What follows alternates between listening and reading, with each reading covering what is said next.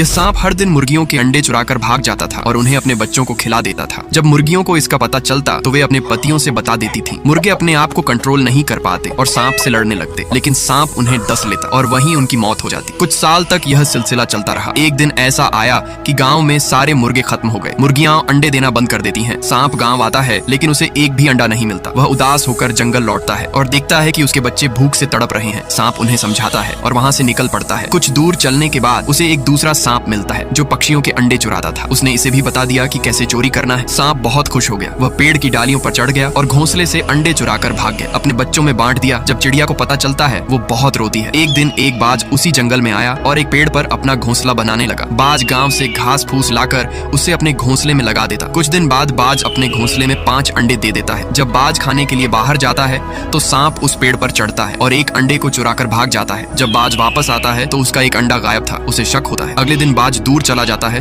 और वहीं से अपने घोंसले पर नजर रखने लगता है। कुछ देर बाद फिर से वही सांप आता है। जैसे ही वह घोंसले के पास पहुंचता है, बाज गुस्से में दौड़ पड़ता है और सांप को नीचे गिरा देता है। सांप पूरी तरह घायल हो जाता है, लेकिन बाज उसे टांग कर आसमान में ले जाता है और वहीं से नीचे छोड़ देता है। सांप सीधा अपने बच्चों के पास गिरता है। बच्चों के होश उड़ जाते हैं। वो रोते हैं और थोड़ी देर बाद अपनी माँ को दफना देते हैं और वहाँ से चले जाते हैं। तभी बाज बच्चों के सामने आता है और उन्हें उनकी माँ के बारे में सब कुछ बता देता है। बच्चों को बहुत बुरा लगता है। उसी दिन से सांप के बच्चे खुद से खाना ढूंढने जाने लगते हैं और जो कुछ भी मिलता है वो उसे मिल बांट कर खाते हैं। बेटा, मुझे देखकर इग्नोर मत करना। हम सभी फौजी दिन रात एक करके दुश्मनों से लड़कर अपनी जान को खतरे में डालकर तुम्हारी और इस देश की रक्षा करते हैं। बेटा, हम फौजियों के लिए वीडियो को लाइक और चैनल को सब्सक्राइब जरूर करना। और बेटा, जाते जाते कमेंट में जय हिंद लिखते जाना ताकि हमारा हौसला बढ़े और हम आगे भी ऐसे ही तुम्हारी रक्षा करें।